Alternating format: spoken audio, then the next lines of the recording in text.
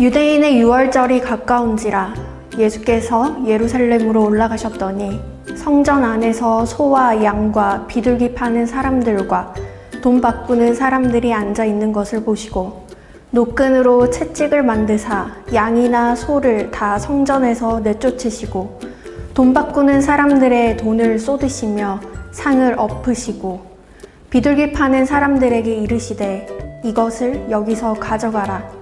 내 아버지의 집으로 장사하는 집을 만들지 말라 하시니 제자들이 성경 말씀에 주의 전을 사모하는 열심이 나를 삼키리라 한 것을 기억하더라. 이에 유대인들이 대답하여 예수께 말하기를 네가 이런 일을 행하니 무슨 표적을 우리에게 보이겠느냐.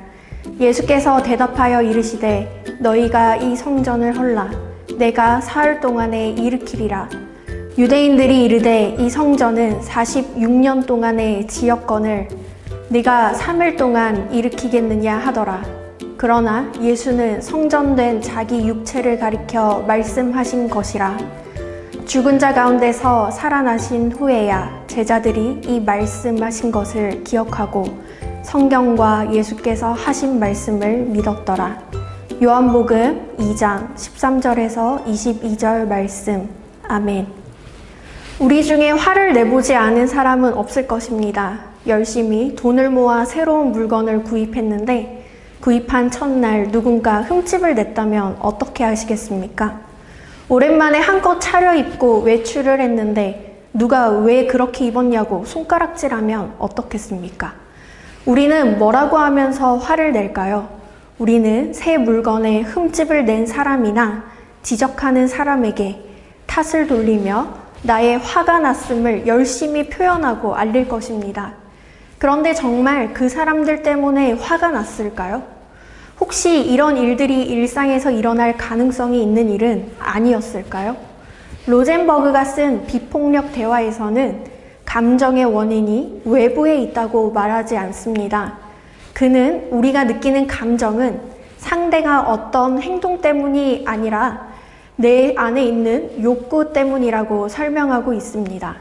즉, 누군가 새로 산 물건에 흠집을 내서 화가 난 것이 아니라 열심히 돈을 모아 산 물건이 하루도 안 되어 흠집이 난 것이 속상한 내 감정으로 인해 화가 난 것입니다.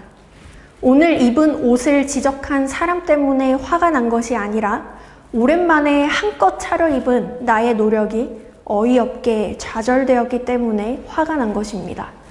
그래서 이 책에서는 감정이 반응할 때 자기 안에 있는 욕구가 무엇인지를 먼저 찾아보라 권합니다. 오늘 예수님은 유대인의 유월절이 가까워서 예루살렘에 올라가십니다.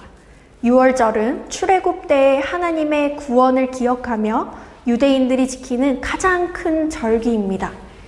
이때에는 사람들이 예루살렘으로 와서 하나님께 제물을 드리고 제사를 드립니다. 예수님께서도 예루살렘에 올라가셔서 성전 안으로 들어가십니다. 그런데 예수님은 이 성전에서 사람들이 상거래 행위를 하는 것을 보시고 채찍을 만들어 양이나 소를 성전에서 내쫓으시고 돈을 바꾸는 사람들의 돈을 쏟으시며 상을 엎으십니다. 우리가 생각하는 예수님의 모습과는 사뭇 다른 모습입니다. 본문의 예수님은 난폭하며 심지어 폭력적이고 분노를 주체하지 못하시는 모습으로 묘사되고 있습니다. 우리는 서두에 사람이 화를 낼 때 그 이유는 외부에서라기보다 자기 안에 있는 욕구로 인한 것이라는 내용을 언급했습니다.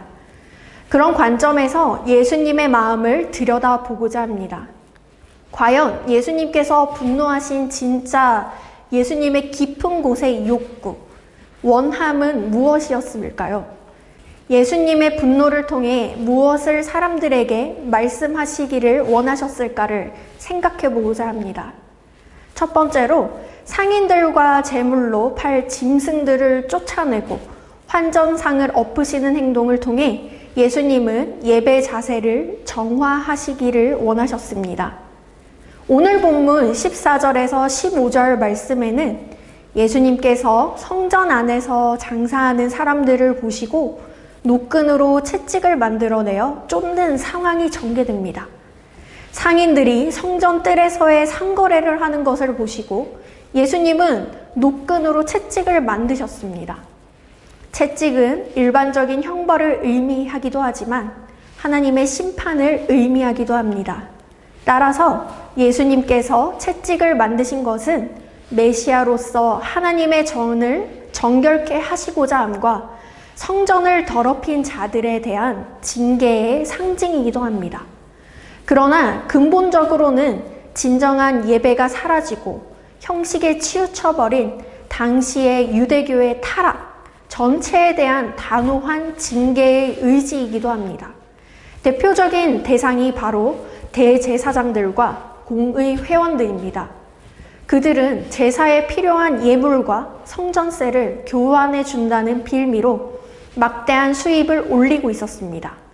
종교 지도자들의 타락으로 인해 예배가 무너진 것은 예수님의 당시만의 일이 아니라 구약에서도 드러나고 종교개혁이 발생하게 한 중세 때에도 다르지 않습니다. 그리고 우리가 사는 이 시대, 오늘날에게도 목회자들과 금전에 얽힌 기사들을 아주 많이 접하게 됩니다.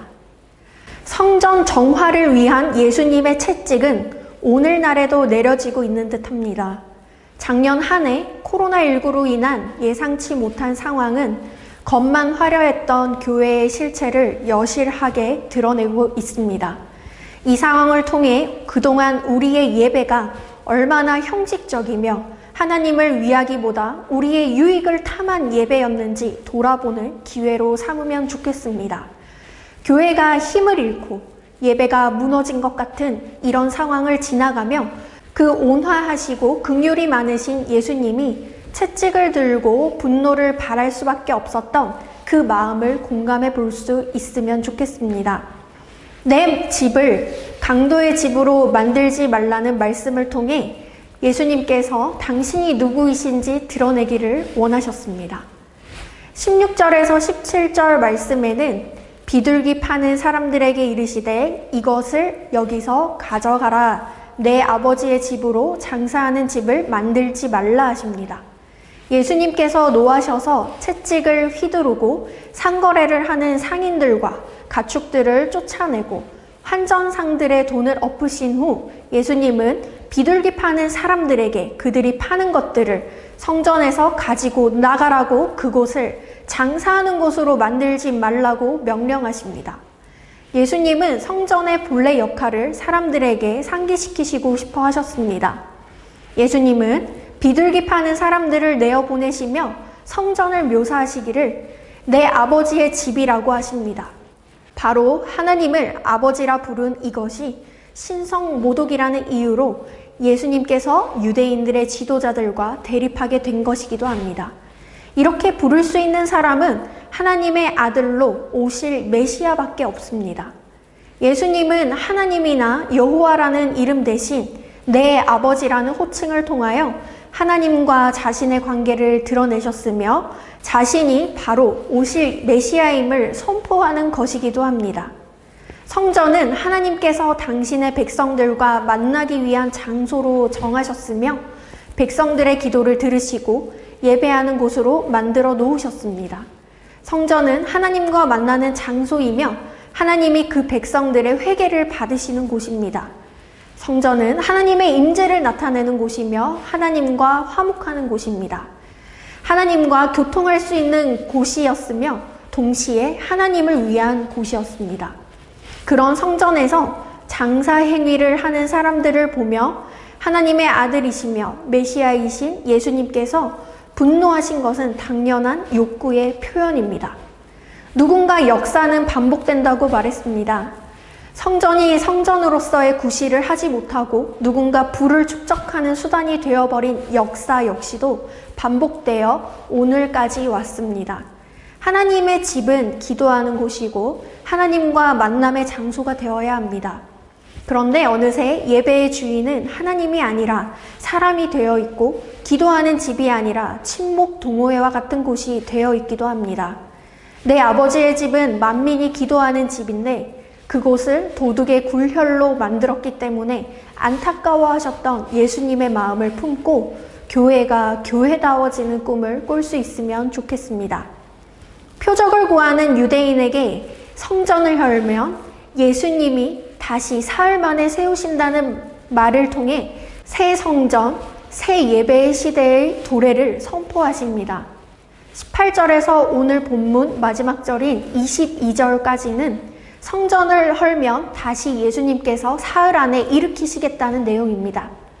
예수님께서 일으키신 이 엄청난 소동을 접한 종교 지도자들은 예수님의 권위에 도전하며 표적을 보여달라 합니다. 예수님은 이들이 이 도전 앞에 헤롯이 46년에 걸쳐 짓고 있는 성전을 빗대어 말을 하십니다. 너희가 이 성전을 헐라. 그러면 내가 사흘 동안 다시 일으키리라고 말씀하십니다.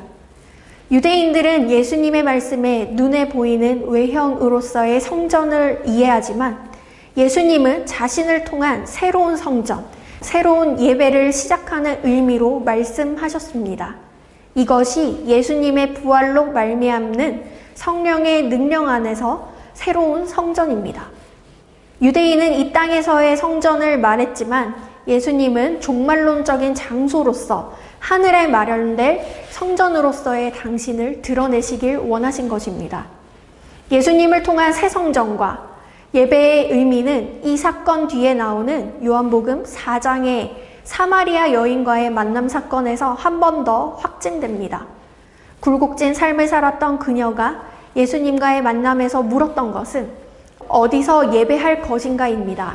그런 그녀에게 예수님은 아버지께 참되게 예배하는 자들은 영과 진리로 예배할 때가 오나니 곧 이때라. 아버지께서는 자기에게 이렇게 예배하는 자들을 찾으시느니라. 아멘. 하나님은 영이시니 예배하는 자가 영과 진리로 예배할지니라 라고 말씀하십니다.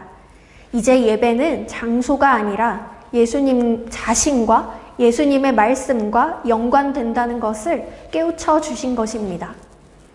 장소에 제한된 예배에 익숙한 우리에게 코로나 사태로 인한 온라인 예배는 도전이 아닐 수 없었습니다. 사람들은 온라인 예배를 하게 되면서 신앙이 많이 약해졌다고 하지만 우리에게 어떤 상황에서도 흔들리지 않고 하나님을 붙들 만큼의 신앙이 있었는가를 먼저 반문하고 싶습니다. 예수님께서 이 성전을 헐면 내가 사흘에 다시 일으키시리라고 하시며 부활 후 이 땅이 아닌 하늘에 소망을 둔 종말론적 성전을 선포하셨습니다. 그리고 그 예배는 영과 진리로 드려지는 진정한 예배여야 한다고 하십니다. 지금이 우리에게 이것을 제대로 배워가는 좋은 기회가 아닐까 생각합니다. 오늘 말씀 서두에 저는 욕구에 대한 이야기를 했습니다. 사람이 화를 내는 것은 상대가 잘못해서라기보다 내 안에 있는 욕구가 좌절되었기 때문이라고 했습니다.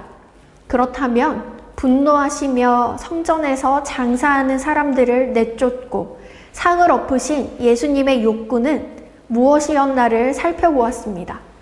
예수님의 욕구는 예배의 회복이며 예배의 새 정립이며 그것이 메시아이신 당신을 통해 성취될 것이라는 것에 대한 선포입니다. 예수님은 이 선포를 신실하게 이루셨습니다. 그렇기 때문에 우리가 하나님 앞에 나아갈 담력을 얻었고 성령이 충만하길 구하며 예수님을 예배하는 것입니다.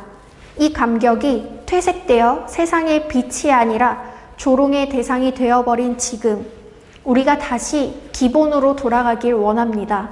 다시 예수님께 영과 진리로 예배하는 하나님의 참 백성이 되길 원합니다. 기도드리겠습니다. 사랑이 많으신 하나님, 우리가 하나님의 말씀을 가슴에 새기며 오늘도 살아갑니다. 오늘도 주님의 사랑 안에서 호흡하며 주님의 사랑 안에서 걸어가는 모든 날들입니다. 코로나로 인해서 한 치 앞도 보이지 않는 삶을 걸어가지만 오늘 말씀처럼 예배를 회복하시고 우리의 삶을 회복하시고 이 교회 가운데 말씀과 기도로 회복하시길 원하시는 하나님의 마음, 예수님의 마음을 닮아서 오늘의 걸음 가운데 말씀대로 살아가길 원합니다. 우리 교회 공동체가 하나님의 말씀 안에서 걸어가며 하나님의 말씀 안에서 서로 사랑하며 말씀과 기도를 잃어버리지 않고 온전히 이루어가며 살아갈 수 있도록 인도하여 주시옵소서. 온전히 주님만을 바라봅니다. 이 모든 말씀 예수님의 이름으로 기도드립니다. 아멘.